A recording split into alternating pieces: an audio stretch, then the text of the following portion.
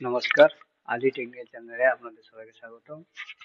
আজকের ভিডিও আমরা কিভাবে বাংলার ভূমি যে ওয়েবসাইট আছে সেখানে পুরোনো দাগ থেকে নতুন দাগের নাম্বার কিভাবে বার করব, অথবা নতুন দাগ থেকে পুরোনো দাগের যে নাম্বারটা আছে সেটা কিভাবে বার করব।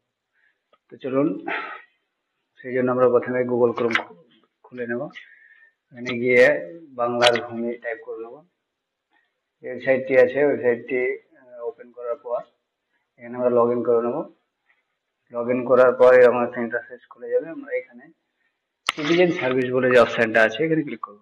এখানে ক্লিক করার পর দেখবেন শেষের থেকে 3 নম্বর কলমে RSLR ইনফরমেশন বলে একটা অপশন আছে, এখানে ক্লিক করব।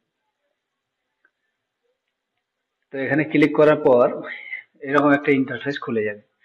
তো আমরা যে জমির দাগ নম্বর মানে সাবেক দাগ থেকে হাল দাগ বার করতে চাই, কিংবা হাল দাগ থেকে সাবেক দাগ, সেই ডিটেলসটা এখানে পূরণ করে দেবো।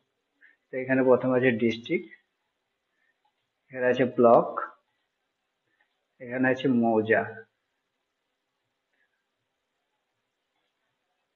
তারপরে এখানে আমরা যেটা সার্চ করতে চাই, সাবেক দাগ বার করতে চাই না হাল দাগ। যদি সাবেক দাগ বার করতে চাই তাহলে এখানে টিক করব। আর হাল দাগ যদি এলআর প্লট যদি বার করতে চাই তাহলে এখানে টিক করব। আর যদি RS প্লট বার করতে চাই তাহলে এখানে ক্লিক করব। তো আমরা এখানে নতুন দাগ বার করব, অর্থাৎ এলআর দাগ বার করব, সেই জন্য এখানে ক্লিক করব। এখানে প্লট নাম্বারটা দিয়ে দেবো। তারপরে এখানে যদি বাটা দাগ থাকে তো বাটা দাগটা অবশ্যই দিতে হবে, না থাকলে লাগবে না। এখানে ক্যাপচার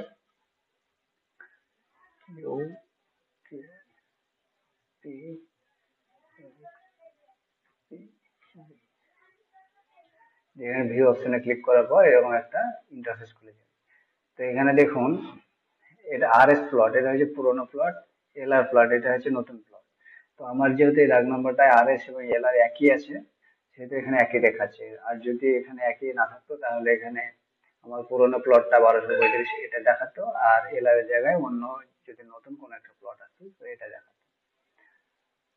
তো এই ছিল আজকের ভিডিও। ভিডিওটা ভালো লাগলে অবশ্যই লাইক শেয়ার করবেন, আর এর রিলেটেড ভিডিও পেতে আমার চ্যানেলটিকে ফলো করবেন।